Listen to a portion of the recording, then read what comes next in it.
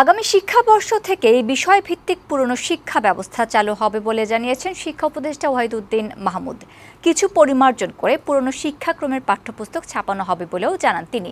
সচিবালয়ে নিজ মন্ত্রণালয়ে সংবাদ সম্মেলনে শিক্ষা উপদেষ্টা বলেন, ৪৫টি পাবলিক বিশ্ববিদ্যালয়ে উপাচার্য নিয়োগের প্রক্রিয়া চলছে। রীতা নাহারের প্রতিবেদন।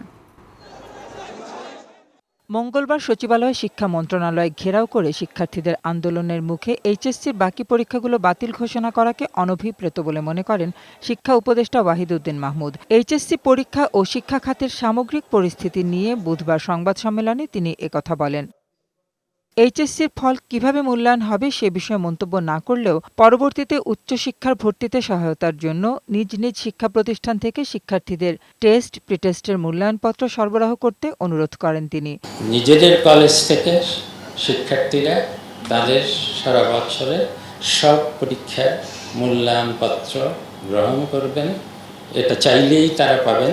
শিক্ষা উপদেষ্টা বলেন, নতুন কারিকুলামের পরিবর্তে আবারও আগের কারিকুলামে ফিরবে শিক্ষা ব্যবস্থা। এ সময় তিনি বলেন, ক্রমাগত অবনতি হয়েছে শিক্ষার গুণগত মান। 2021 সালের আগের যেই পাঠ্যপুস্তকগুলো আছে এগুলোকে ছাপানো যায়, কিন্তু এগুলোকে ছাপাতে গেলে যেহেতু কিছু দূর পর্যন্ত যেমন প্রথম দ্বিতীয় তৃতীয় শ্রেণী পড়ে ফেলেছে, সেগুলো তো ইভেন ওগুলোর মলাটাও যা লেখা আছে সেগুলোরও সংস্কার করতে হবে।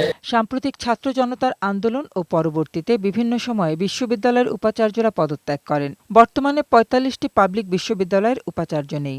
বিশ্ববিদ্যালয় থেকে শুরু করে বিভিন্ন শিক্ষা প্রতিষ্ঠানে শিক্ষকদের অসম্মান ও পদত্যাগে বল প্রয়োগের ঘটনাকে দুঃখজনক বলে উল্লেখ করেন উপদেষ্টা।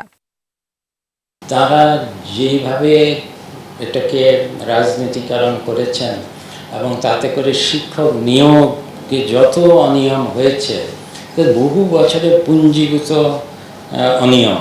শিক্ষা খাতে সুনির্দিষ্ট দুর্নীতি অনিয়মে জড়িতদের বিরুদ্ধে ব্যবস্থা নেওয়া হবে বলেও জানান শিক্ষা উপদেষ্টা। রীতা নাহার, বৈশাখী সংবাদ, ঢাকা।